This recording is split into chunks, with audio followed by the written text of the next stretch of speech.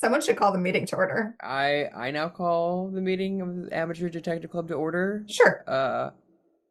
My name is Mm. It's a tough one. Tristan Miller, the I think saucy so. sleuth. Yeah. Mm-hmm. I'm Melissa Meli, the spy. I'm Tyler Riley, formerly Cop and a Half, and Uh-huh. then changed my name to something else. Good. Captain ACAB, I believe. Yes, that's what it was, Captain ACAB. Thank Mm-hmm. you. You're Mm-hmm. welcome. That Yep. was a gem. How did I forget that? You're a little sleepy, you're a little sick at the moment, I so am. I am not feeling well. yeah, will forgive you this once. Yeah, no one's allowed to be sick ever again. It's true. It's Them's true. the This is rules. one time. You get it one time. Um, okay, so we didn't ask who's gonna bring this up, but Okay. we have a The episode. Patreon. Oh, sorry. Yeah. This is going so good, guys. Love Patreon.com, ADC Pod. We got stuff there. Whatever, if you like the show. It's in the show notes. Just go there. There's a bunch of stuff that There's we all of our murder she wrote, right? Yeah, there's except a for like lot. two. We've No, there's more than two. No, on the main feed. We released like two. Oh, gotcha. But there's like released, heaps. yeah, somewhere between 2 and 5 on the main feed, but we did more. Okay. We did more. Not 5, 2 and 4. Let's get Yeah. really precise here with our For sure. imprecision. Episodes where a dog or a car could have been the murderer. That's true. That's very true. I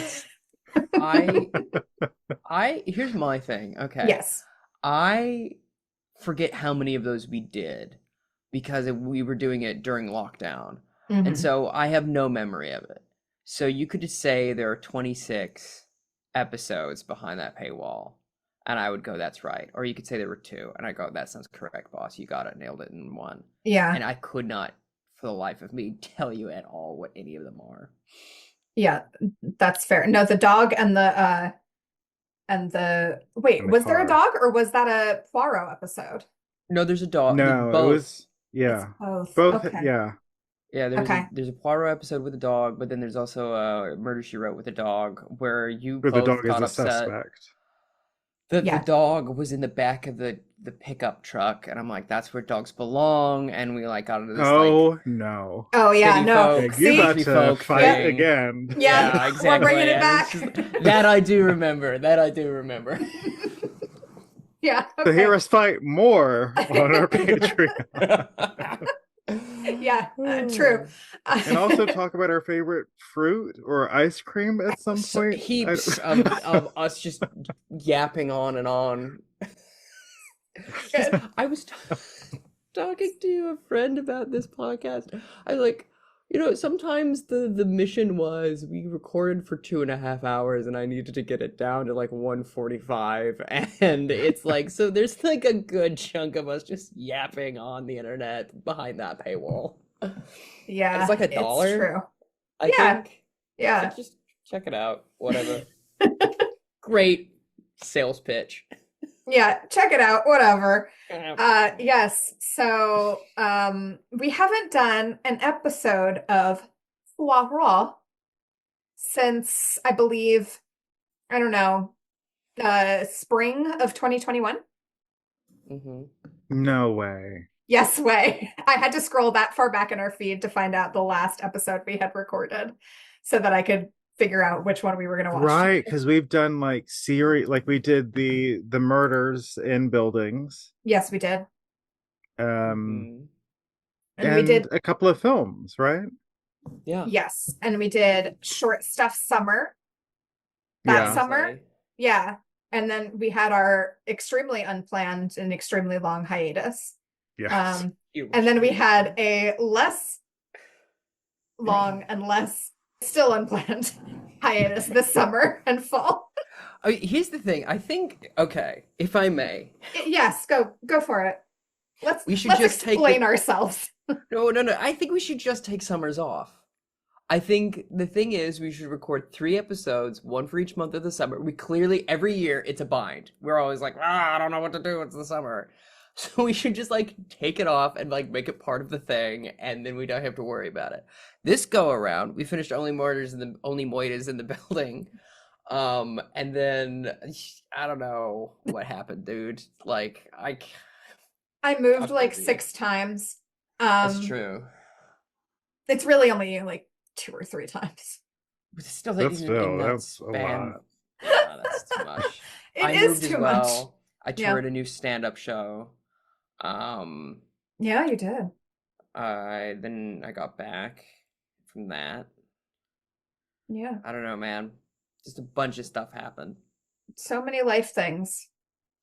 But we're back to doing Poirot, which was, if I'm being honest, when I was watching this, I was like, yeah, this is the good shit. I was like, all right. This rules. It's terribly English, I must say, this episode. It's frightfully so. That's one way to put it. One might say delightfully English, but yeah, that's also true. Yeah. Yeah. But yeah, it was nice coming back to our boy. So here we go. Yes, indeed. Okay, so today we're getting actually toward the end of Agatha Christie's Poirot. We only have, I don't know, like 8 feature-length films left to watch. That's the other thing. They do make these episodes an hour and a half now, and that is kind of a big ask. It's a bigger chunk of time for sure. But this one is series. Nope, not in front of me. Series 12, episode 1. Okay. 3-act tragedy. Yes. Did we read this in book form or? We did. Okay. Yeah. I watched it like 1 and a third times, and it didn't occur to me until the end of the second go round that we had watched it before. I mean, it kind of started, I was like, this is familiar. And then I was like, oh yeah, egg. Yeah. Egg. Yeah. Weird nickname. Egg. Yeah, and her name isn't even like Eglantine, is it? No. Honestly, I don't even know what it was. Did they even ever mention it? Girl, you're asking the wrong person. Yeah. I'm gonna put egg, 3-act tragedy. Great. And see what comes up. Hermione.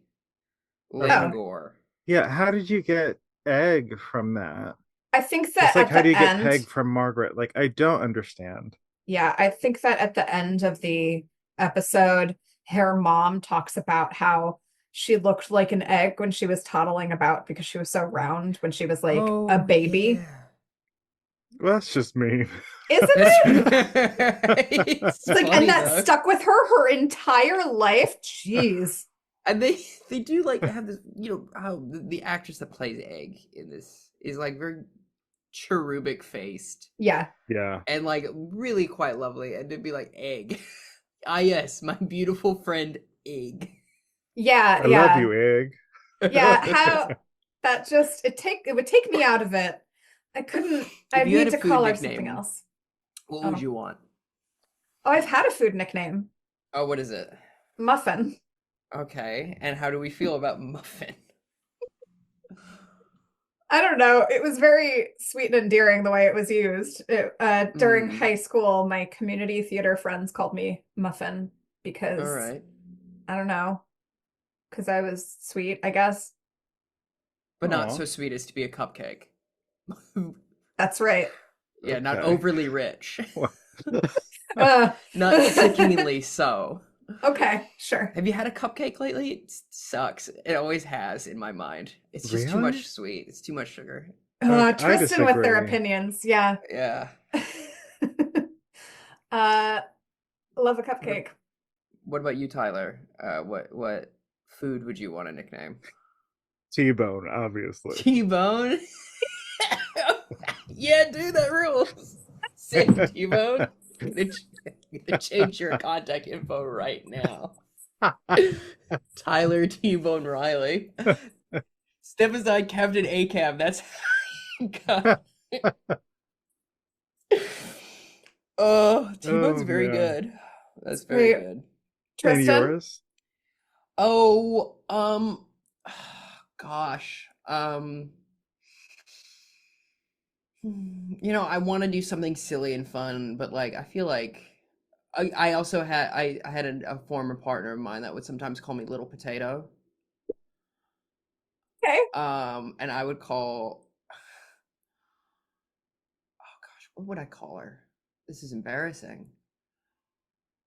Pickle. I'd call her Pickle, which I think is pretty common for I people to call their partners Pickle. haven't heard Oh, that. yeah. Oh, really? Maybe it's a No. Midwest thing. Your East Oh, Coast is showing.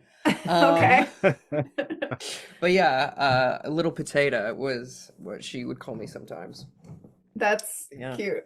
it So is. It's very cute. reclaiming that nickname, as it were. Mm, Yeah, mm. Little Potato. Um, Amazing. yeah, Yeah, so what happens in this one? Um, sure. so Poirot is going to visit. Sure, let's do this. Uh, Poirot is going to visit Charles Cartwright. Sir Charles Cart. Everyone's a sir in this. I mean, not everyone, but at least two people are. Um,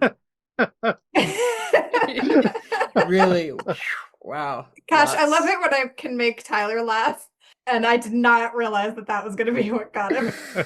Neither did I until it happened. Good. It's good. So, his buddy Charles is an actor, retired. I don't know. Do actors Yes. ever retire? Yeah. Older. Is he in his 70s, probably? 60s? 60s, I'd say. Yeah? I don't know. Yeah. He I'd say looks 67. okay. He looks older than my Because the dad. priest was in his 70s, The right? priest was in his 70s? I don't Wasn't know. he? I cannot tell how old Okay. anybody is anymore. It's truly lost on me. But yeah, okay, I guess he's in his Priest 60s. looked about 1,000 years old. If I had to guess, if I had But to like hazard a guess, like ancient beyond years. a good 1,000 years old. Yeah, Like a for sure. healthy, Like he hearty a good, 1,000. Yeah, not got a good certainly skin not routine. a Yeah. lived in 1,000. God forbid. Yeah. For sure. Yeah, glowing, obviously, but so ancient. He looked, unfortunately, he looked just enough like Father Ted that's I can't recall the actual actor's face, but I just remember Father Father who Ted from now? Father Ted. Father Ted, the Irish sitcom. Do you know of this, Tyler? You lost me at Irish There's sitcom. something, Gonna there's like something just like right here, just like at the tip of some part of my memory. Oh, okay. I understood what you were doing, but at first I was like, are you telling me like I have a bad haircut? What's going on? I was just touching But my yeah, forehead. It's great yeah. for a podcast audio medium. Father Ted is an Irish sitcom set in Ireland in a parish, and it follows a parish priest and his various deacons and what have you. Ardle Hanlon's one of them. It's very funny. I'd highly recommend. I was more of a Vicar of Dibley kind of guy myself. Also, it's kind of in that vein. Imagine Okay. that, but way goofier and Irish. Okay, interesting. I might have been thinking rules. I may have been thinking of that one when it was coming to mind. Okay. So he gets there and he meets Charles and his friend who is called Dr. Strange. I'm not kidding. That's really his name. It's Dr. Strange. They also call him Sir Bartholomew, but I will never refer to him as that. He's Dr. Strange. And Poirot says it's his two best friends in all the world. The housekeeper at some point comes in and says that she's going to join them for their dinner party because otherwise there would be an odd number of men and women. The horror. And so he agrees. Well, according to one of Christie's stories, that very much can That's true. really turn things at a party. That's true. Seriously. I would like to make a note before we get too deep into the episode. Oh, please interrupt me anytime. Okay. I will. Good. I meant From that. now on. Step aside, please. It's just this was written by, they have this beautiful opening credits sequence of them like Egg and Sir Charles on a boat in a lake. Oh, yeah. And it has the credits over, but it's written by someone named Nick Dear, which is the most English sounding name in a way that reminded me of Peter Pan because they would call each other Jim Dear, and so Wendy's thinks that her last name's Dear or Darling when she introduces herself as Wendy Moira Angela Darling. Her last name is not Darling. It's just not? No, it's just that's what they would call her because they were being affectionate. What? Yeah. I thought it was Darling. My entire life, I have thought that Wendy's last name is Darling. Well, it is in like the bit is that their parents say, well, what are Wendy Darling or Jack Darling? Like the way you would say, oh, well, Melissa Darling, would you hand me that? You know, that sort of thing. Yeah. So the parents' names are Jim Dear. Is that, or am I mixing that up with Lady and the Tramp? Well, I know that the American all Tractor Company is John Deere. Yes, that's right. That's true. Yeah. That's fair. That might be what I'm thinking of. Peter Pan, Darling, family. Don't you dare. I cannot derail us any further with the hypothetical. I love to ask, what if you had to do this? I love to play a little I feel like game. you're very much the partner that is, so what if I was a worm? Would you like still love me? No, here's the thing, Tyler. You would think, but having with my previous partner, she sometimes would kind of jokingly ask that, and I would always answer the same. I'd say I'd prefer it. It would be easier, actually, because there is no way to win. Yeah, I would prefer it. I would just put you in my little pocket, and then that would be it. And then I'd be like, yes, she's here with me all the time. If you get cut in half, you just keep going. That's great if you're a worm. Yeah, you know? A lot of advantages of being worm. So many. So okay. They're guys being dudes out on a balcony with a telescope. Yeah. The gal comes in and says, she's going to be joining them for dinner, and then it cuts to them doing that. Yeah, and well, she walks away, and Dr. Strange calls the housekeeper a remarkable specimen. Yeah. And I've found a red flag. Just add it to the list.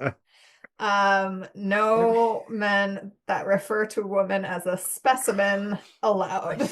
Watched Four Weddings and a Funeral recently again, and someone goes, oh, where's that Elizabeth creature at? And I'm like, ugh, gross, nasty. Yeah, it's not as bad as specimen, but it is just anyway. So didn't like that at all. They're going to have a dinner party, and the director does us the favor of putting them on screen as they're mentioned. I really appreciated that about this. Mm-hmm. So we have a couple called the Dakers. She is a Daker. Had to get one in. She's a dressmaker, a very famous dressmaker, and he is a captain. I don't know. He looks like the guy from Office Space with the stapler. Yes. Did I tell you? Very much so. She's a dressmaker and he's a captain. Sounds like the opening to a Billy Joel song. Oh, yeah. I guess he does. I mean, but the guy with the stapler, he has a mustache. Yeah, so you just put a mustache on him and then you'll see it. Okay. I understood, Melissa. Yeah, thank you. I don't disagree. I just would not have thought of it. Well, you do disagree. No, I just would not have thought of that. I'm kidding. This is the dog thing all over again. Gotta cut it out, put it on the Patreon. Then we have a playwright who, in this montage, they only show her. They're showing everyone in like an empty room with like one piece of furniture. It's amazing. And she's at a desk, and they say, this is the playwright, Anthony, whatever last name, and then move on. And it's a woman sitting there, and you're like, okay, cool, interesting. Woman named Anthony, I guess. That's fine. There's a woman and her daughter and the latter is the person that we were talking about earlier called Egg. And her mom is like hard up for money, is like the thing about her that they mention. Isn't that a real crack up? Mm-hmm. Mm-hmm. Isn't it though? So then we get the Babingtons, and it's an elderly couple, and the husband is a pastor. They call him what? A parish or a something. They also call him a vicar occasionally. They they use many religious terms to refer to him. A man of the cloth, as they say. Yes. Exactly. And then the last person is a handsome young guy on a motorcycle who is the villain of the piece, Oliver. And I couldn't figure out why they had invited him, but anyway, he's sick. He owns a motorcycle. Well, yeah, it takes him all over. But Charles doesn't seem to like him, actually. But he's invited, so that's cool. I'm sorry, Melissa. You've never invited someone you don't particularly like to a social gathering just because there's pressure to do so? No. Really? You've thrown cast parties, haven't you? I've been at your house. Oh, yeah. Yeah, I guess. Okay, that's fair. Yeah, good point. Good point. Sometimes there's some sort of obligation to it. I think he also kind of rocks up, not unannounced, but he's angling for Egg. He's trying to get in that yoke. And oh my God. And so he's trying to yoke it up, and God. He's there just trying to but he hasn't any money, and that's one of Egg's whole things is I want to marry rich, which fair enough, who among us? They certainly wouldn't give for Egg for shellfish reasons, would he? Yay. Actually, she mentions that later, and she says, I don't know, he's gotten kind of oily, meaning kind of gross. And I think it's because he's become obsessed with money. True. She thinks that's very tacky. And I agree. Yes, you're right. I agree. Her mom wants her to marry for money, but she's like, I don't care. I'm 25. What do I know? I want to marry for love. No. Foolish girl. It is, a better reason at the end of the day. Her mom's trying to be sensible. Ugh, the worst. Real Amy March type. There was somebody at the party, though, that had a somewhat striking resemblance to one of the aunts from James and the Giant Peach. Ooh. I am afraid I'm not sure. So rude. That is so mean, Tyler. They are done up to look so bad in that movie. Are they? Yes, from my recollection, they're like. I didn't think it was that bad. Okay. James Giant Peach. Good. Oh gosh. So we then go to the party. Yeah, they have false teeth in, Tyler, and they're made up to be pale. Okay, sorry that a pale that doesn't look horrid to me. That just looks like a human being in the world. Fair enough. Maybe I'm mostly remembering the nightmarish aspects of their personality. I don't know. I'm not asking you to look for rhinos in the clouds. That's true. That movie's so weird. At this Randy party. Newman, great score. Oh, there you True. go. At this party, people are getting into some arguments with each other, getting kind of prickly. It's true. Poirot was like, who's this lady over here? She wasn't mentioned when we went through our cast of characters, and the housekeeper, Miss Milray, says that is the playwright, Anthony, whatever the last name is, who is now just referred to as Miss Wills, because she uses a male pen name because, Sexism. Misogyny. Both. She's played by, let me look up this, Kate Ashfield. Yes. Who is in Shaun of the Dead, if you are familiar with that film. She plays Shaun's girlfriend, Liz. I have not yet seen that, but that's fascinating to me. I know it's something that I should. It's fine. It just seems deeply inconsistent with most other parts of your personality. I know. There's things I haven't seen still. It's weird. So yes, we've identified her, and then we're getting into spats. Tray of cocktails is presented. They look like martinis. Yes, And after Charles spits some more game at Egg right before. oh, yeah. He wants to yoke it up. This is the grossest metaphor. Wants But to crack that back? Yeah, absolutely. uh, Whip them yeah. whites.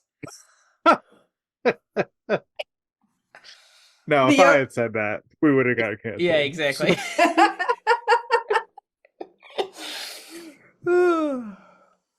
Yep, the yolk part is the worst. That is the part I dislike the most about this metaphor. But anyway, so the vicar like never drinks. So he turns to his wife and is like, "Oh, maybe I'll just have this one. I drink so rarely. My dear, can I have my annual drink?" And she's like, "Oh, sure, why not?" Well, she says, well, he does whatever he wants anyhow, and everyone, he gets a big laugh in a way that's like, yes, people would find that funny in a party, wouldn't they? yeah. Well, I found it kind of funny. It was funny. Yeah, it's party talk, though, Yeah, it's cute of him to ask, I guess. It's a good bit. It's cute. It makes it look like right off the bat that they like each other, actually. Yeah. Which is nice. It's nice to see an older couple that's getting along. Seriously. So he has his annual drink and unfortunately promptly drops to the floor, dead. And so the moral to the story. Kids, don't drink. Mm. Don't do it. Or don't ask. Maybe it was the asking that did it. It's either drink a lot or don't drink at all.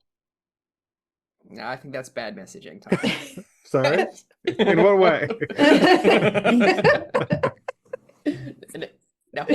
We hate moderation here at the Amateur Detective Club podcast. We either do some episodes or none. Honestly. Fair enough. Yeah, we are kind of a feast or famine product, aren't we? Hey, get up on that Patreon, and maybe we can do more. So he dies tragically. Yeah, it's really quite awful, to be honest. It is. It's very sad. Everyone seems to have really liked this guy. Yeah. No one can say a bad word about him. Poirot is like, it seems like he was just old and died. I don't think there was any foul play here. He seems to me to be about 1,000 years old, so it seems fine that he's gone. Yeah. Because besides, who would have wanted to murder him? Doesn't make any sense. Definitely natural causes. The coroner agrees. There's a really funny moment with the doctor and Poirot and Cartwright, where Cartwright's like, "Well, have you ever seen anyone die so fast?" He goes, "Well, I don't happen. I'm a psychologist. I don't see people die much at all, do I?" It's very good. Where he's like, "Really, I'm trying to prevent that as a doctor." Yeah. Very good. Facts. There's a lot of really good gags in this episode, I must say. It's a pretty funny one. Poirot and the coroner do not think that he's been poisoned. Egg is really years old. Yeah, but Egg really thinks that he probably was. And she's like chatting with Poirot and asking him about like how many affairs Charles has had. He's like, okay, what? She's like, no, I don't mind really. I think it makes a man red-blooded. And it's like, oh, all right, interesting. And then they talk about Oliver a little bit. It becomes pretty clear within this course of the story that Charles is in love with Egg, who's like 40 years younger than him. Yeah, quite. Yeah. It's quite a staggering difference. It's like 50 years? If he's in his 70s. Or I guess if he's in his 60s. If he's in his 60s, like 40 years. If he's in his 70s, that's like a lot of years. It's so many. It's so many. It's too many. It's, dare I say, too many. Well, in the R. Kelly produced hit, age ain't nothing but... Here's the thing, Tyler. I was wondering when you were gonna bring that crap up again. Because I almost said it earlier as well. I will say Cartwright's performance the whole time is very funny. In as much as he's like playing a particular kind of British actor, where he always has like a twinkle in his eye and an eyebrow raise. It's giving who is Dumbledore's son who was on Mad Men? Do you know who I'm talking about when I say that? No. So the original Dumbledore, I don't remember I cannot recall this actor's name. Richard Harris? Yes, Richard Harris. His son, he's an actor as well, and he was on Mad Men. And he was always raising his eyebrow and being terribly English on that show. And it's giving that, and a bit Sam Neill as well. He's got that very sort of plummy, yes, sort of thing. It's very lovely. It's very funny. It's a good performance. Okay. That's all. All right. I can dig it. I'm sorry, you didn't understand my sentence. It's Dumbledore's son who's on Mad Men. I said, what's the guy's name on Mad Men? He said, who? Third base. Yeah. Anyway. Charles says he needs to get out of town. He doesn't like this whole business. He sees Egg and Oliver getting kind of cozy, and he's like, oh, I gotta get out of here. Which I think is telling, because someone died in his house, and that's not what upset him. He's like, but these kids, they're in love. I can't stand that. Well, I mean, can relate. Mm-hmm. Yeah. I mean, it's really both things that he's upset about. So pretty soon after that, Doctor Strange decides to throw a dinner party, and he invites all the Avengers. Oh, boy. Oh, boy. Oh, sorry, is that a Thor subject? It's everybody from the first one except for Poirot, Charles, and Oliver are in attendance at this party. And so we see everybody milling about. The Dacres seem kind of like they don't really want to be there, but they got an invitation, so they have to go. And they also seemingly, let me check my notes real quick, hate each other. Oh, yeah. In a way that's like really terrible. Yeah, it sucks. Mrs. Willis, the playwright. We get this cut of her kind of like, not really like stalking the hallways, but we see her like push in like this bookcase, and like it turns out that there is this secret passageway. Mm-hmm. And then we cut away again, and it's just like, ooh, what is this? A passageway. I will say what's interesting about this episode as well is this is one of the few episodes of Poirot where they time jump a lot, because this is like months later. Is it? Yeah, that is like true. 3 months later. Like there's like there's like 3 time skips in this episode, and there's a lot of bipping around as well. Yeah, and every time they establish a new spot, the title establishing where it is doesn't just stay there. It slowly creeps towards camera in like what feels like an iMovie or like effect that they're like, oh, look at this, what we can do now. Yeah. Good. This was shot in 2014, which is crazy to think about. Yeah. It seems like it was shot in the 70s. Yeah, I was Googling this because I am who I am, and they shot on film and then did a digital restoration of it. So that's one of the reasons it feels older, because it was still being shot on film as opposed to with digital cameras, I believe. But yeah, I was reminded of when this was shot because this is series 12, which is when we did that marathon of Murder on the Orient Express, and that's this season. So it is. Oh my gosh, that's episodes. right. Yeah, wow. I also had that. Or this series. A complete fugue state. Yeah, that was really something we were trying to do. So we're at the party, the second dinner party. What William Carlos Williams poem were you just reciting? Amazing. Thank you. But yes, we are indeed there. They're having a pretty grand time of it. Oliver, yes, seems to be in good spirits, and then Oliver rocks up. Oliver rocks up. He comes in saying that he had a motorcycle accident, and my goodness, the little hat he's wearing is very fun. Oh, I forgot he's wearing like a little Scott Oh. Farkas hat, isn't he? He looks What like now? Scott Farkas from A Christmas Story. oh yeah, The bully from A Christmas Story. He has that little hat okay, yes, that okay. goes out like this. And yeah, he's yellow eyes. I swear to God, yellow eyes. yeah, and he's got like yeah, it looks like he just flew a prop plane or something. Um, and he comes in saying that he's had an accident, and like lo and behold, he found himself by Doctor Strange's manor. What luck! I forgot there's an establishing shot of Doctor Strange's home, and two people are walking in and goes, "Oh, there must be some money in psychology." It's like, Oh. yeah, Yeah. is there? You think? Do you? Ugh. Well, he runs a sanatorium, Mm. which is like especially the sanatoriums at the time, I guess, Where where hysterical wives go. Mhm. yeah, exactly. Where her humor's out of joint, then off to the sanatorium she goes. God. I feel like sanatorium comes from the same like root word as like to sanitize. And insane means dirty of the mind if you think about it then. And I think that's sick. That rules, actually. God. You're gross of the brain, away from you. Mm-hmm. Yeah, And something like that. truly, what would soap operas do without them? It's true. Right? But I digress. Yeah, exactly.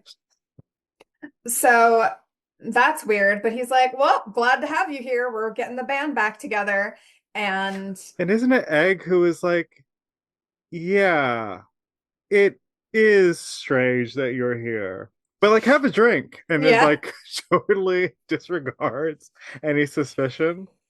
yeah, it's like, oh, okay, sure, why not? So She's he's like, half in the bag. It's I'm fine. so glad that you're all here, and I want to reveal something to you.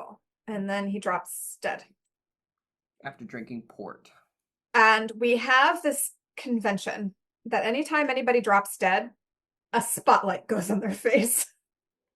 Oh, right. Yeah, I Yeah. suppose. Because don't forget, this is about an actor, and this play is called 3-Act Tragedy. Lest we forget. Lest we forget. The spotlight's a little much. But like in his notes, like he's like, I'm crushing this. Like yeah. these hoes ain't ready. But when the spotlight comes on their face, yo, give me my BAFTA now. yeah, exactly. Absolutely stunting on these hoes, yeah. So fucking funny, yeah. So he's dead. That's weird.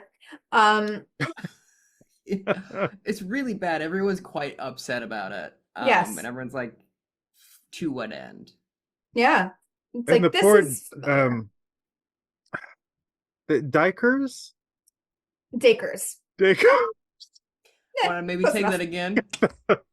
Yeah.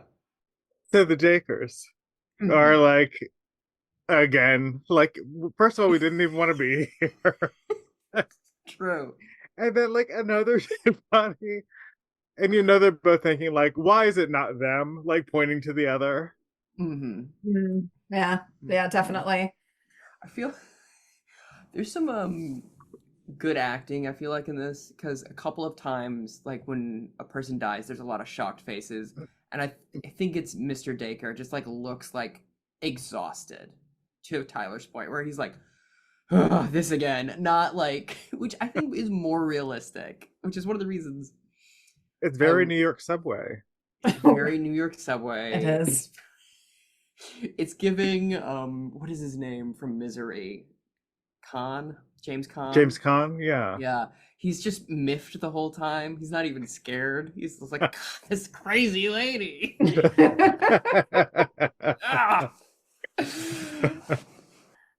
Then we cut to a hotel lobby in Monte Carlo where Poirot is trying to read, and a child comes in and is bonking him in the head with a balloon. Take it away, Tyler.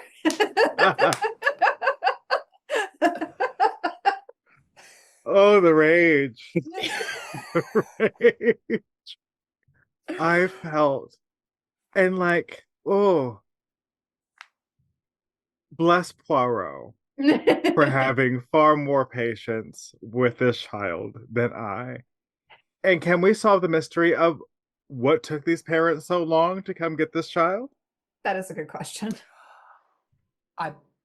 From my recollection, number one, that kid rules. He's so cool. He's gonna go like Oh. throw a dirt clod at a plane and be the next president of the United States. Oh God. Oh, God.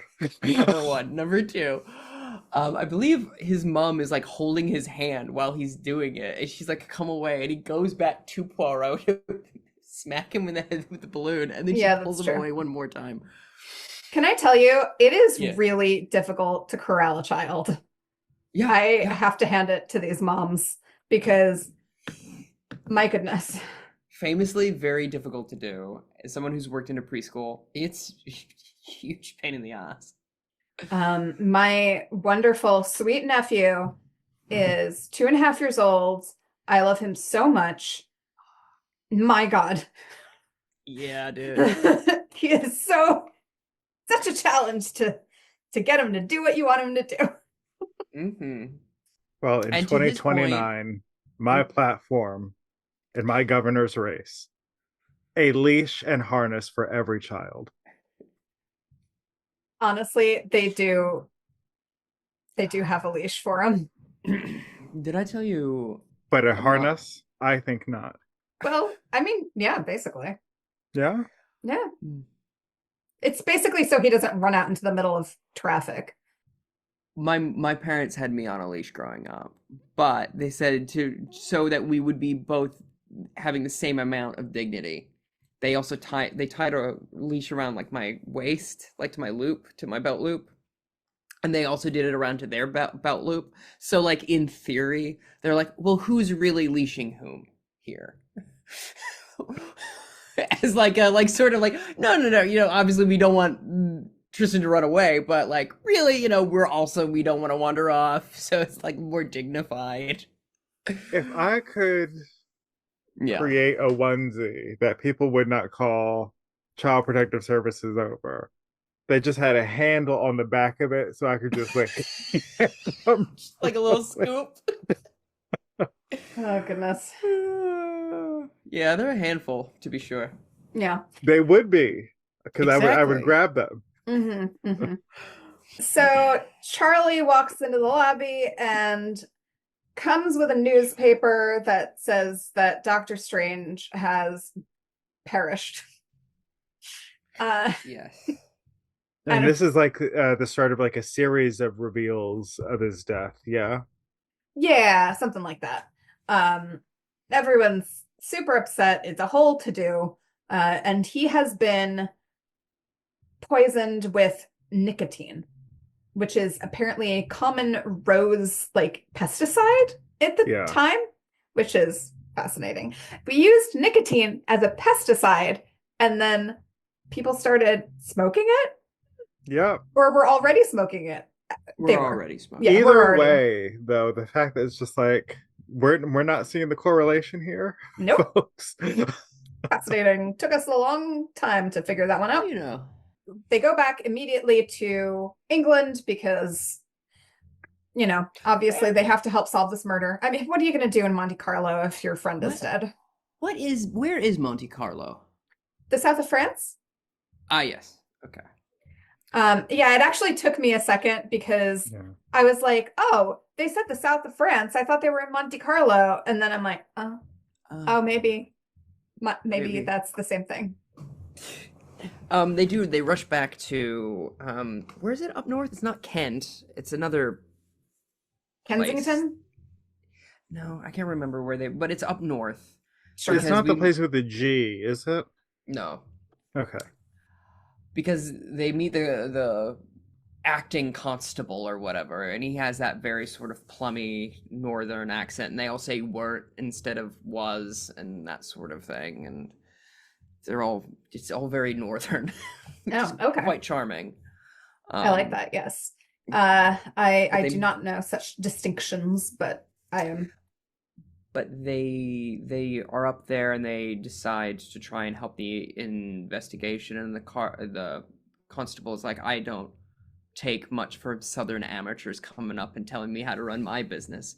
And Mhm. then rather than Poirot going, well, my name is Hercule Poirot, I am the greatest consulting detective currently working, Charles takes his hat off that he's wearing and he goes, oh, you Charles Cartwright? Never mind then. Sure, you, an actor who has no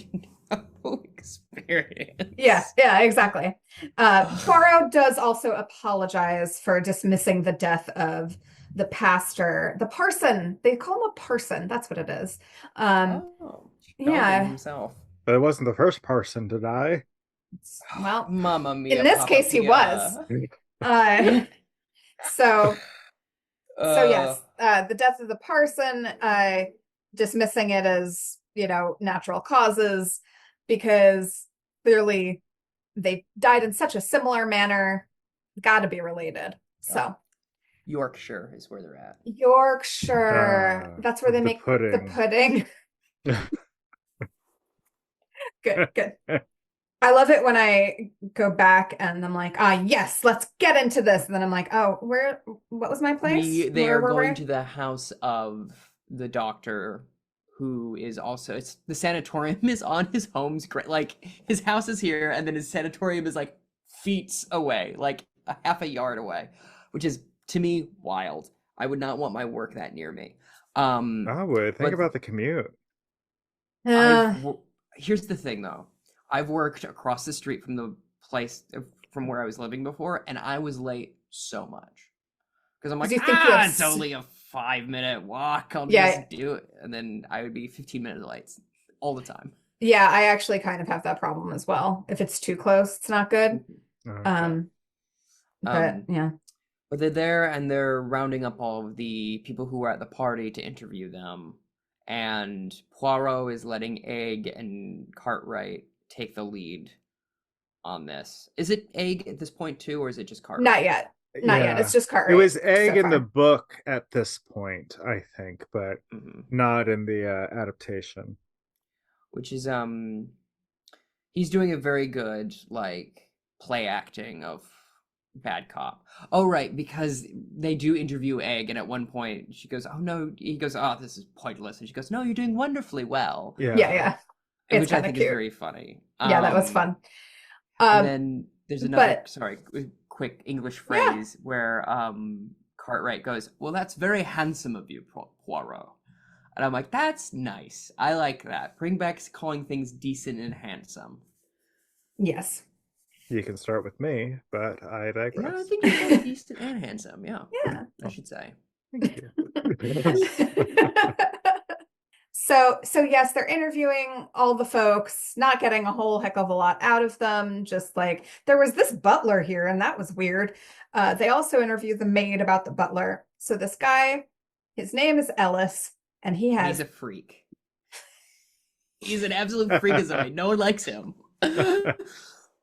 he has like disappeared. No one knows where he is.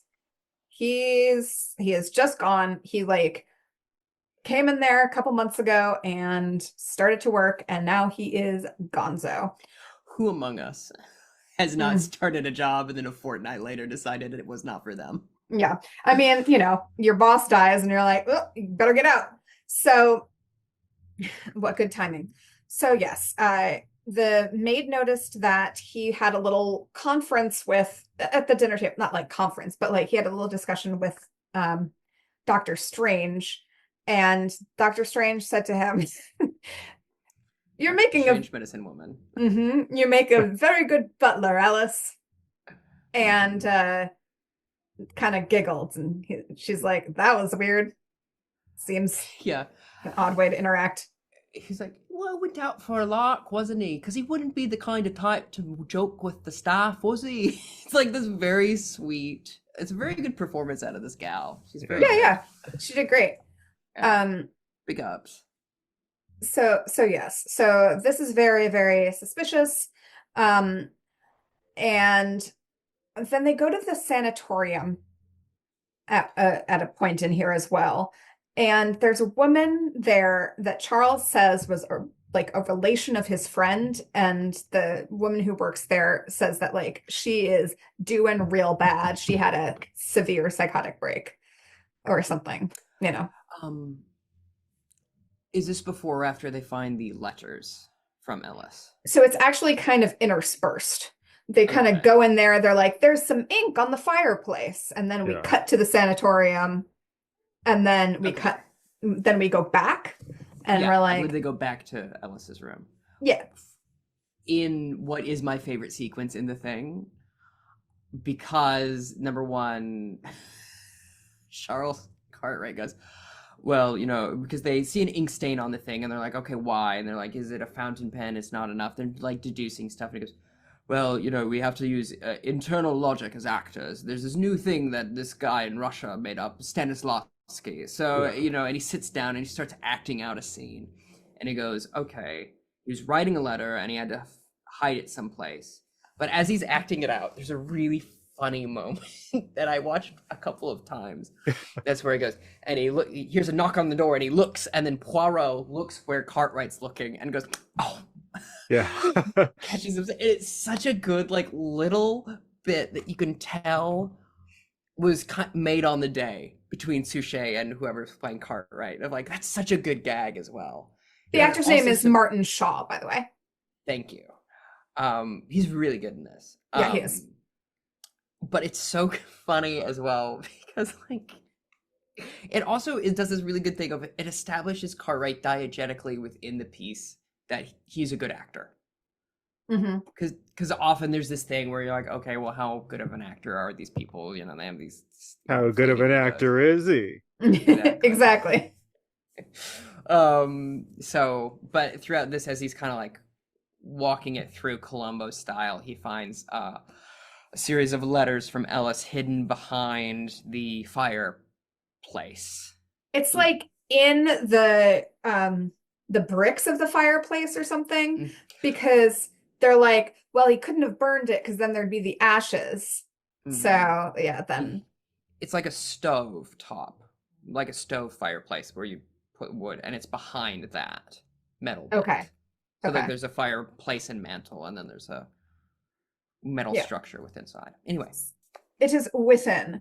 It is revealed through these letters that Ellis was a blackmailer. So there is a motive there. But what motive would he have to kill?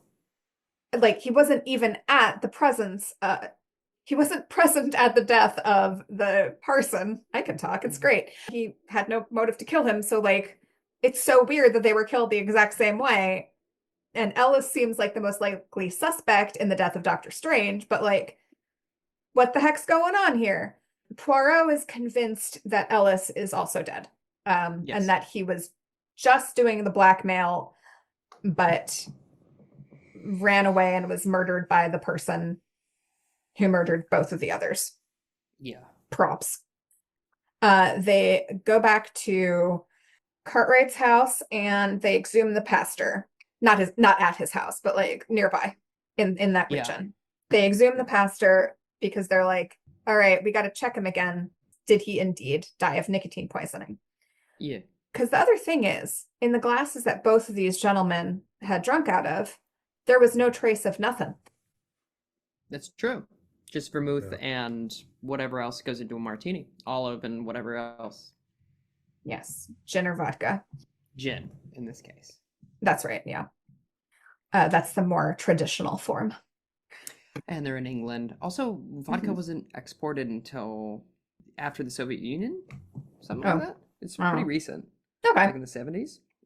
Why do I know that? Anyway. I don't know. But that's great. That's a fun little bit of trivia. But USS, aren't we glad you do know it? I'm rushing out of here. I don't want to deal with this. No. Makes me just see red.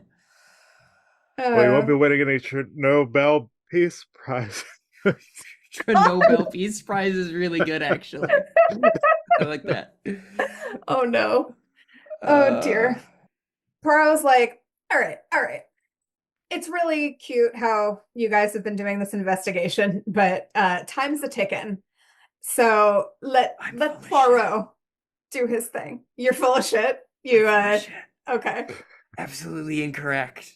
In the 30s, it made its way to here. Okay. But it's been around. It's been fine. I see.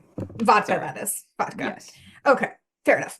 So so Poirot is gonna do the process of elimination, and so he's gonna re-interview everybody. Also notable is that Dr. Strange didn't like cocktails. Yes. So the port was poisoned.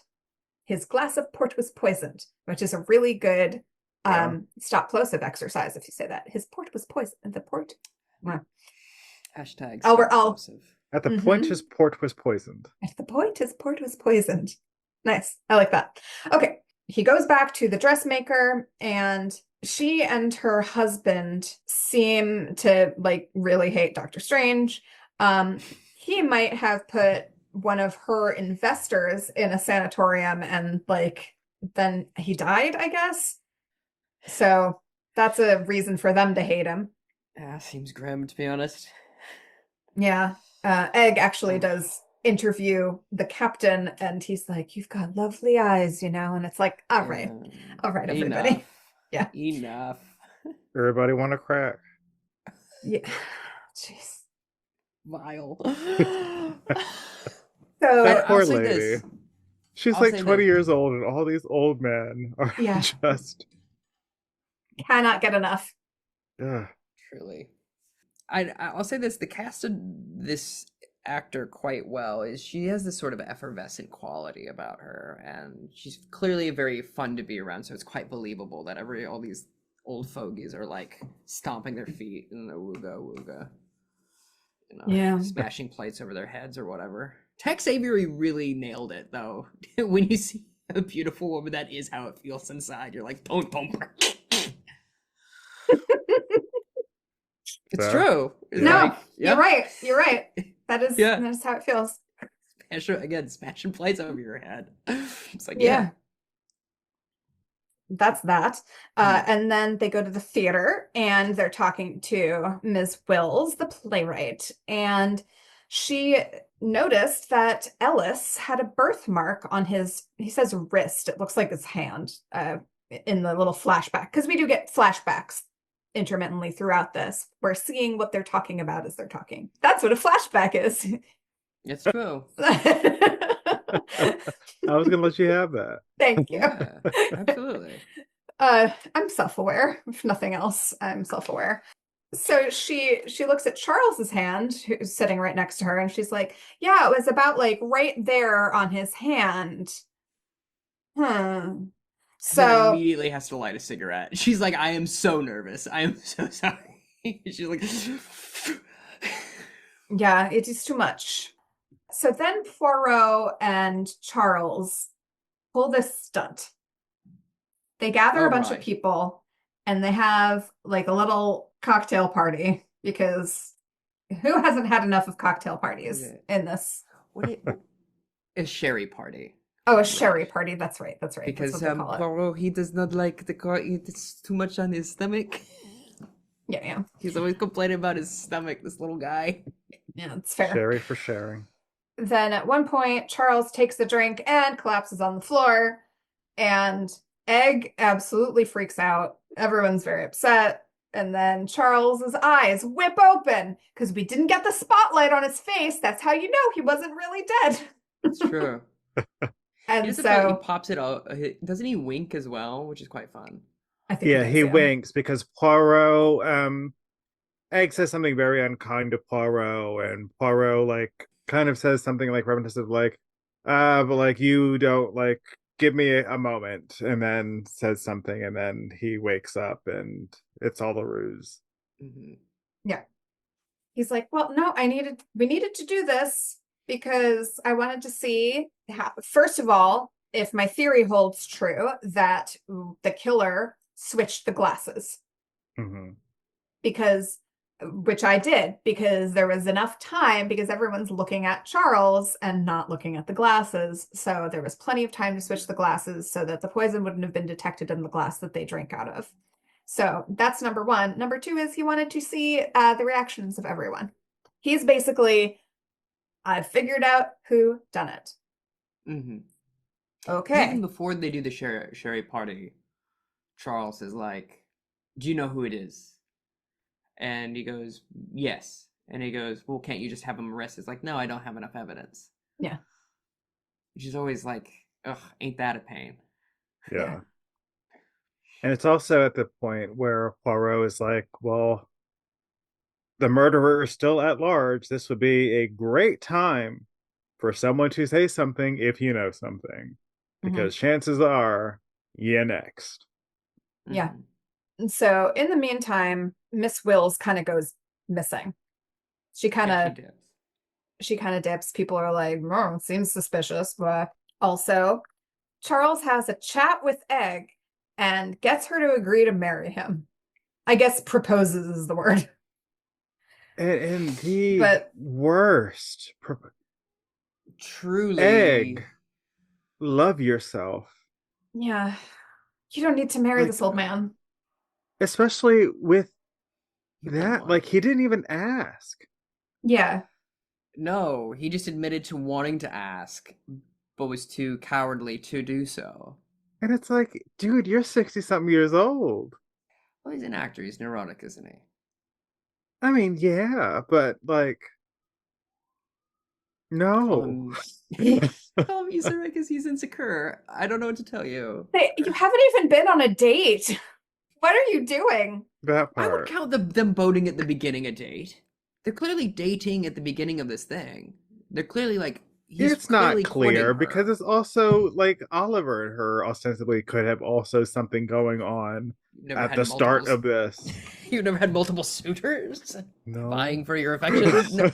But it's no, because at the beginning they go, he's interested, and he goes, well, I'm just, of course I'm so old. I'm kidding myself, Poirot. And then the Oliver is like, yeah, but I don't have money like he does. And so I think in Egg's mind, she's like, if I could just put these two people that I like and put them together somehow, they would be the perfect man.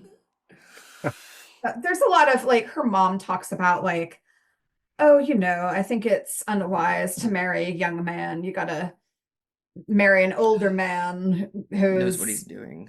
yeah, or just has like put aside the frivolities of youth or whatever the fuck. She uses some euphemism at the sherry party where she's like, basically, an old man is exhausted and you can break him. Essentially, is the implication. Oh, she might be onto something there. Fair enough. But anyway, yeah, he proposes to her the most like sheepish, like he literally rolls his eyes and shrugs. He goes, "Yeah, well, I wanted to."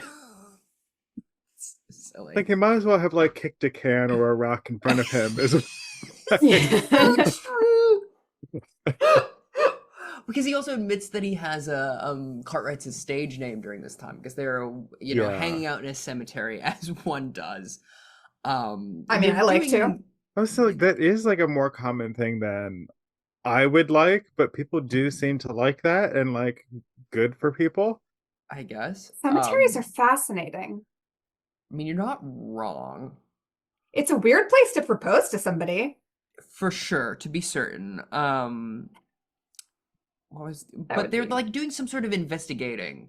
This pertains to the case somehow. I don't remember how. Because they're doing some investigating. And they're looking at all the names. Oh, wasn't it the funeral of somebody? Didn't they finally bury was Anthony Fauci? What's the doctor's name? Dr. Strange. Didn't they like finally bury him and then they're walking the grounds? Is that what happens? I believe so. Something to that. It's even worse. Because everyone wants to get proposed to at a funeral. But she keeps pointing out the names. I wouldn't be caught dead proposing at a funeral. Good.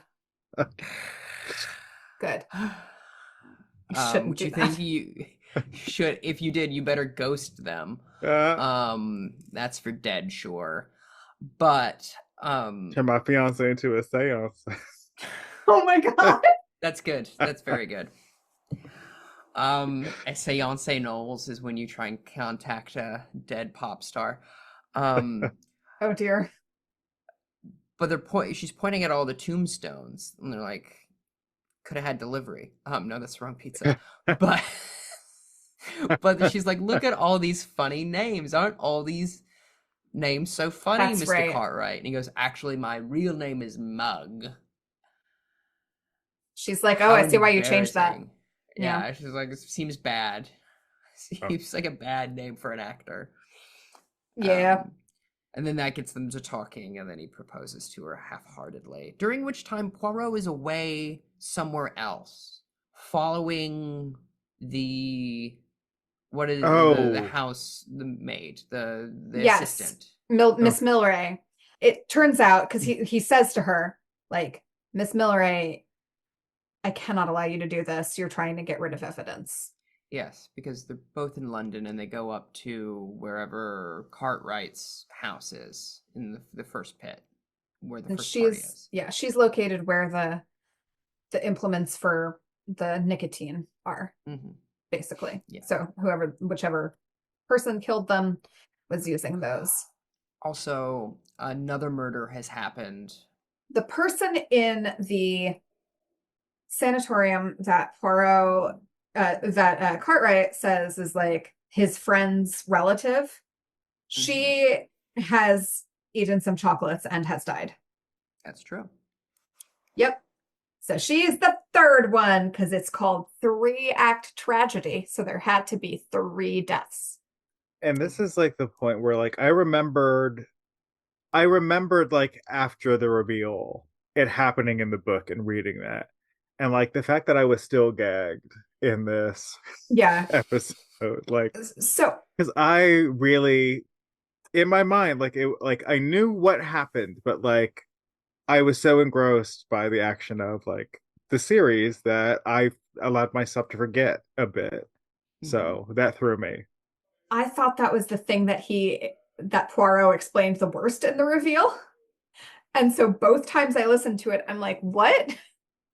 And then I actually put it together from remembering in the book. I was like, oh, that's when I connected it. Because I'm like, that's right. Okay, now I see what he's saying. But like, I feel like it got a little muddled. And maybe it was just me dissociating at the same point both times I saw it.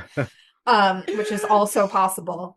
It's admittedly, it is like an hour 15 in, and you're like, I've been watching this whole episode. No, it's just, yeah, I get sometimes I just get distracted, or I'm like taking notes or something. I don't know. Anyway, so that all happens. So he has a house of cards set up on his desk, and she goes to inspect it and like gets real close, which first, like, rude, because you shouldn't be that close to somebody's house of cards. Like, True. It could very easily blow over at that distance. But anyhow, she gets close enough to notice that they aren't regular playing cards. They're these weird, like, it's a playing deck for a card game, but it's not like your standard deck of playing cards. Am I explaining that like any? Yeah. Okay. It's like it would be like playing with like an Uno deck. Yeah. Or like Old Maid, like the card that they make for that sometime. And so she's going over, like, flipping over cards and like explaining like what the characters are to Poirot. And then she flips over the one and it's like, oh, this is me. And he's like, what? And those of us watching are like, what? He's like, oh, when I get married, like, I'll be Mrs. Mug. That's Charles's like real name is Mug. And then we get this really dramatic framing of Poirot like connecting the dots in his mind. And then she asks him like, are you coming? And he's like, what are you coming to the opening or the dress rehearsal or whatever? Yes. And he's like, yes, and everyone must come. They must all come. And it's just she's like yeah. That's right. I literally said the drama. Yeah. A couple things about this scene. She comes in, George, bless his heart, Poirot's assistant, is trying to keep her at bay, because before this sequence we've had like a couple in the same style of seeing the one person like sort of center framed with a bit of furniture, where we are treated to this close-up of Poirot from different angles of him thinking. Just thinking, and cards are going around and the black void behind him, and he's built this house of cards, as Tyler said. But it's one of those things when he's busy thinking, George is like, she's here, what do you want me to do? And she's like, give me a minute. And she just bursts in. And she gets, as you say, so close to that house of cards that I cannot help but go, well, that's glued. Yeah. Sorry, real quick, that's just glued to the table. Sorry, glued. Yeah. Yep. But it's a very funny sequence. She seems kind of like a cuckoo banana pants in this one, though. Like in this, she's like, okay. Truly. She seems like a 20-year-old woman. That's true, yes. Those are not mutually exclusive.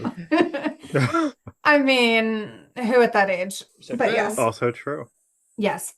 We go to the theater for this invited dress rehearsal. Oh my God.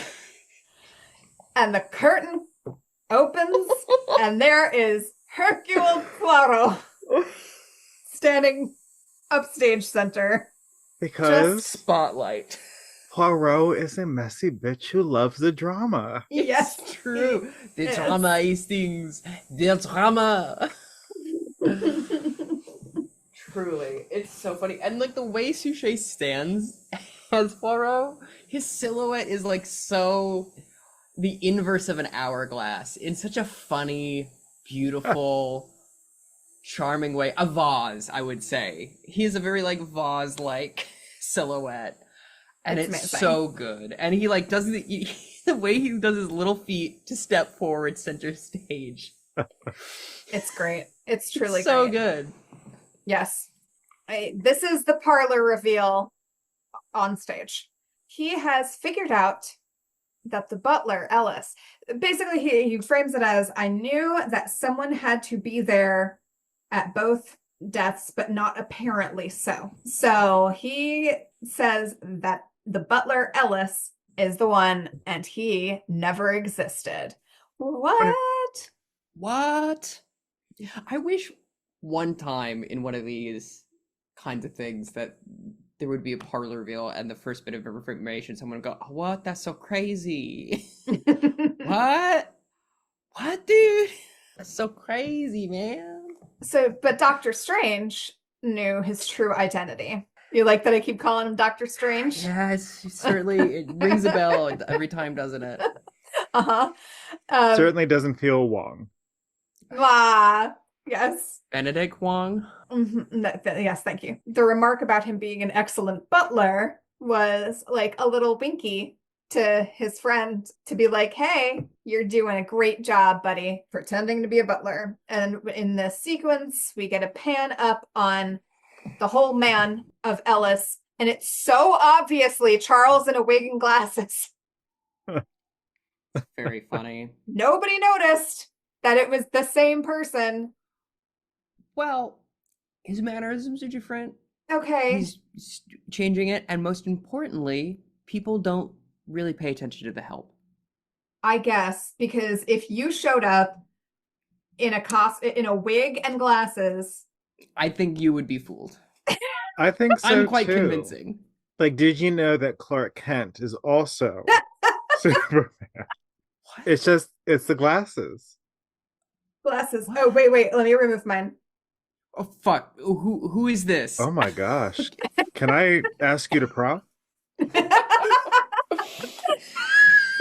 ponytail, no glasses? Please. Real, what's it called? She's the man, or that what that movie? She's all that. She's all that.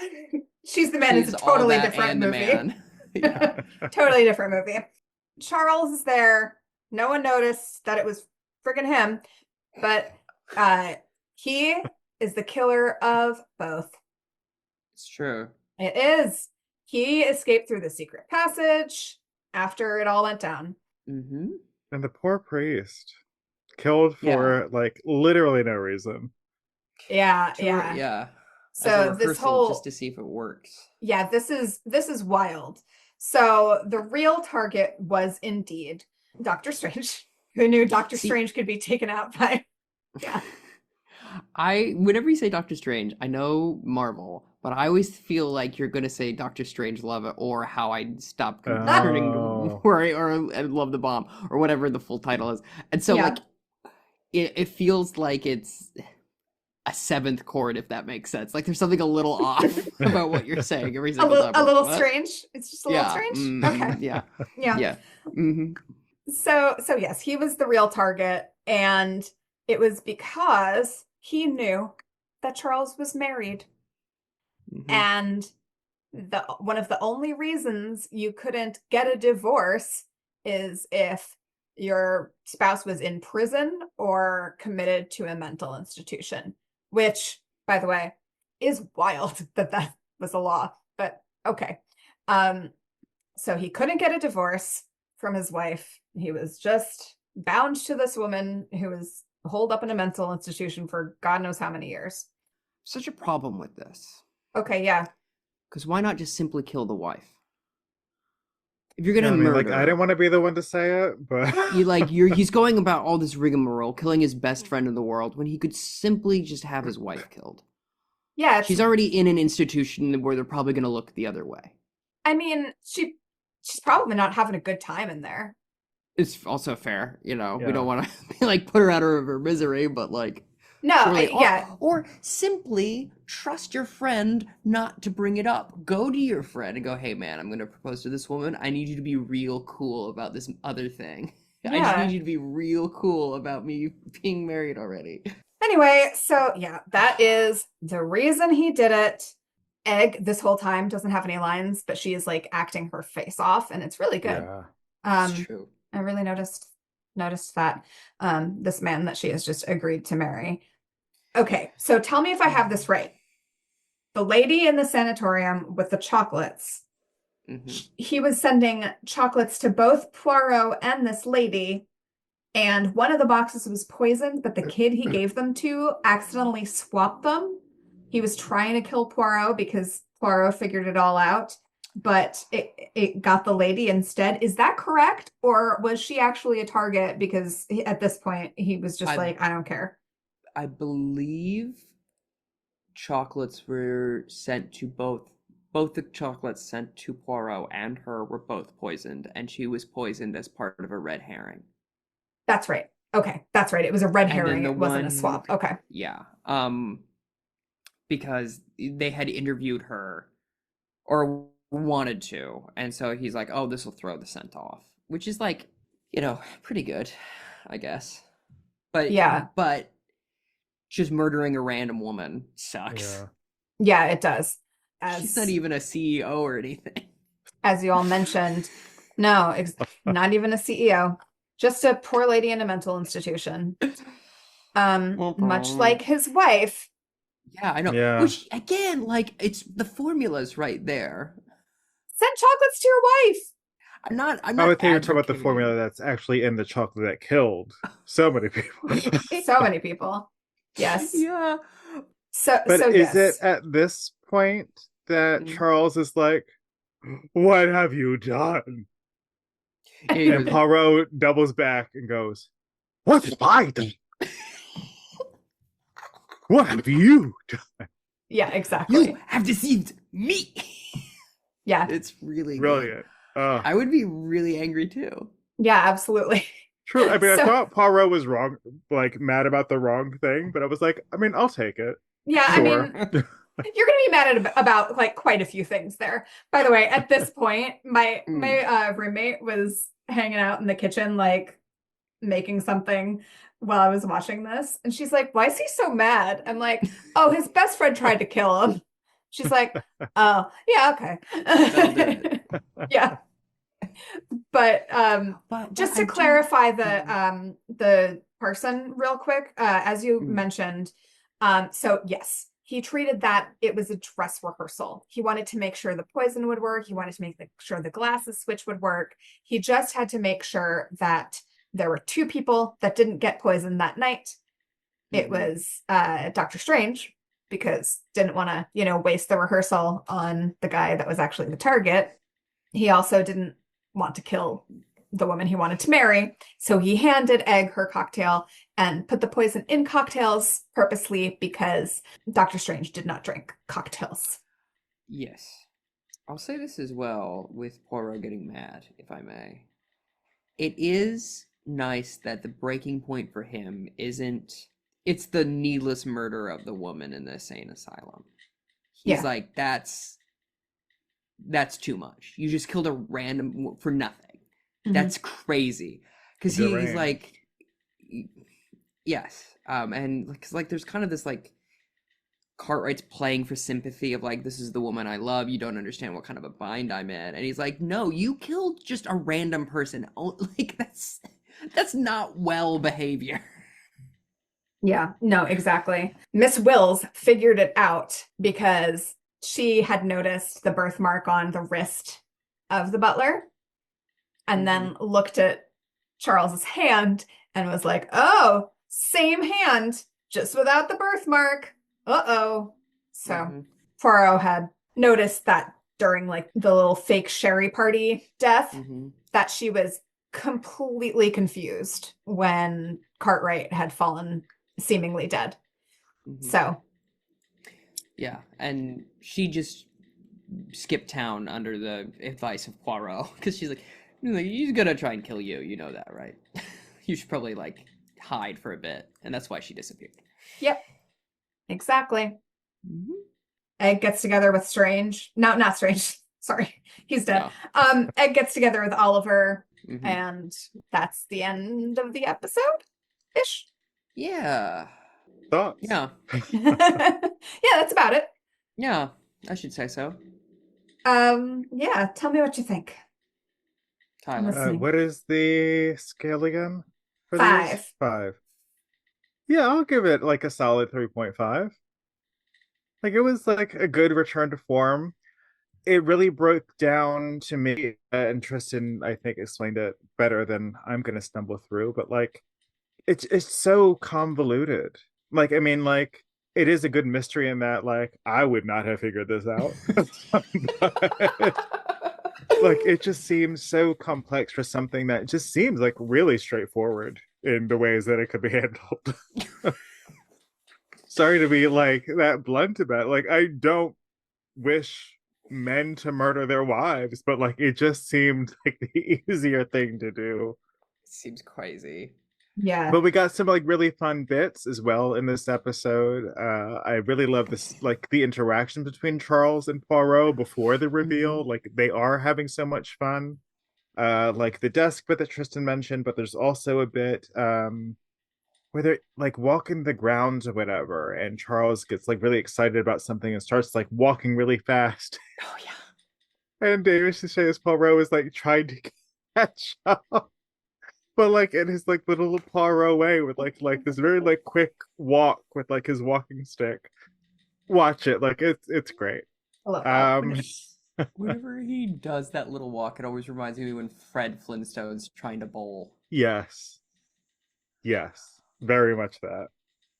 But yeah, it was great to be back with our old friend Poirot, as messy as he is. 3.5 years later. Wild, truly. 3.5, truly not. Surely not. I think we're talking about the length of my thoughts. No, that's just yeah, that's so on brand for me. Let me just dunk on you real quick. I, Melissa, forever succinct, cannot abide this ram.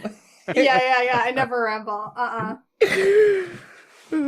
That's funny. That's very funny. Surely it can't be. Has it been 3.5 years? It's been crazy. 3.5 years, roughly. That's crazy. It was so big for us to be doing. We should have returned a little. I mean, sooner. we did Poirot. Oh yeah. In the interim, but it was just the Kenneth Branaghs. Oh the yeah. Death in the Nile and the one where they kill Michelle Yeoh too quickly. Oh my God! Yeah, both of them. Haunting in Venice. Yeah. I forgot there were 2. I just put them together in my brain. Yeah. Well, one was easy to remember because one of them is the best of the 3, and the other is the worst film I've ever seen in my life. So it's really easy to separate the 2 for me. I don't know if you remember us seeing Death on the Nile together, Melissa, but the whole time I was just seething. And you were you watched it together? Yeah, we did. We went to the Astoria Kaufman and we saw it. And I was just so angry. And I think we recorded the episode like later that afternoon or something, didn't we? And I don't remember. but like we went and you're like, I'm like, I don't want to talk about it. I don't want to talk about it. I'm gonna save it for the podcast. I don't want to talk about it. I Yeah. was so mad. Ugh. Oh, Anyhow, it's great to have David Suchet back, to say the least. I want to hear your thoughts, Melissa. Oh, okay. Yes. Yeah, I don't know. Maybe I'm being a little extra generous because I'm so excited to be back, but I'm gonna give it a 4. Mhm. For all these reasons and more. No, I thought there was some really solid acting in this one too. Particularly, I mean, obviously David Suchet is always perfect. Egg was great, and as was Cartwright. Yeah, pretty much everyone was good. And some of the earlier season Poirot, we didn't get the best actors, so it was really nice to have some solid actors. A little of the directing was a little bit nail on the head, but I honestly did appreciate the clarity of it though. Like I Yeah. knew who everybody was, and I mhm. cannot always say that in a Poirot. It's true. Yeah, the Dacres got a little mixed up with Egg's mom occasionally for me. I'm like, wait, who are that? No, all right. No, they're distinctly separate people. But yeah, a good story. It is truly wild the way this guy went about doing these killings, though. My God. Just the most theatrical way. Yes, that is appropriate, isn't it? Mm-hmm. That's why I said that word. There's a lot of this I do like about this episode. I think it's very solid.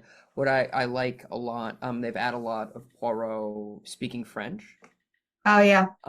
which I very much enjoy because that was a criticism that was hurled at the earlier seasons a lot, where he's like he just says like 1 or 2 words in French, but he's constantly talking in English, and everyone's like that seems crazy.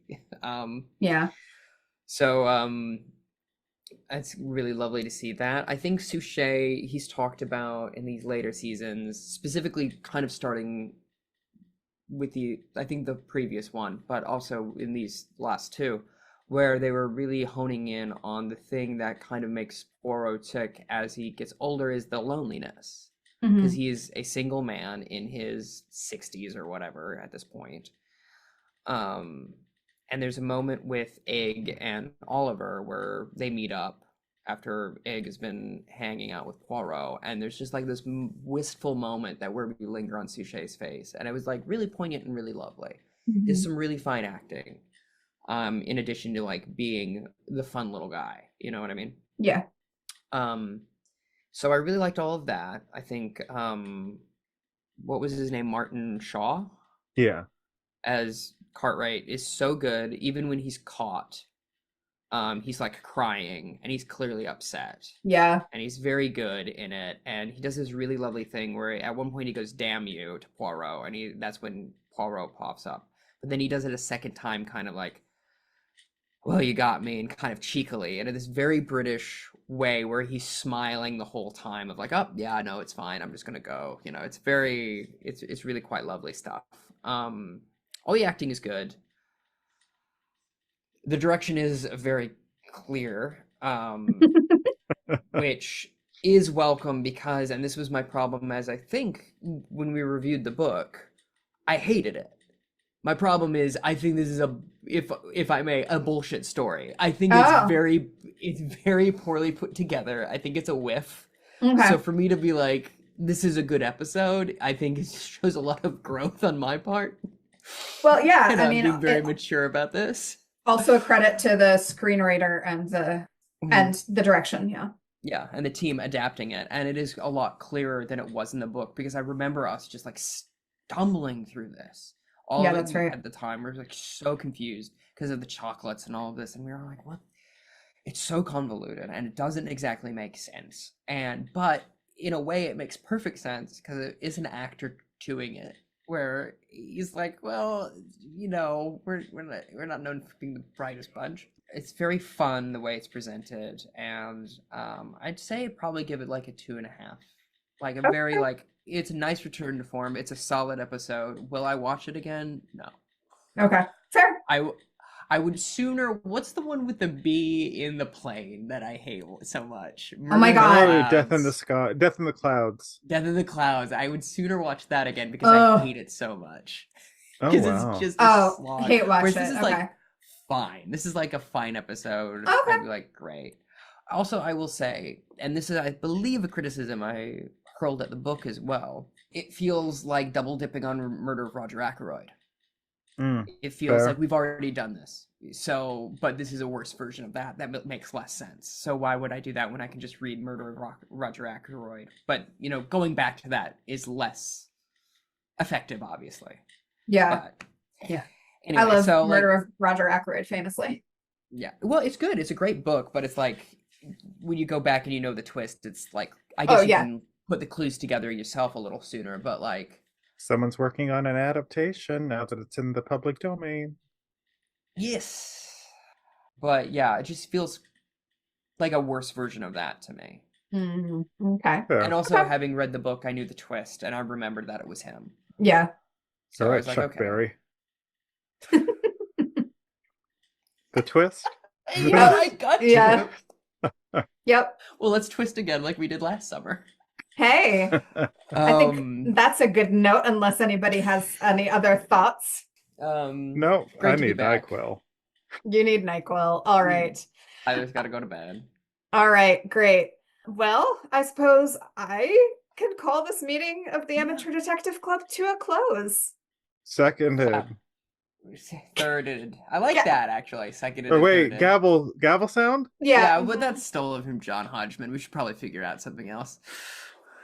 Oh, I guess. Now? Yeah, probably. For the Like, final nah. episode, we'll figure out a new way to end it.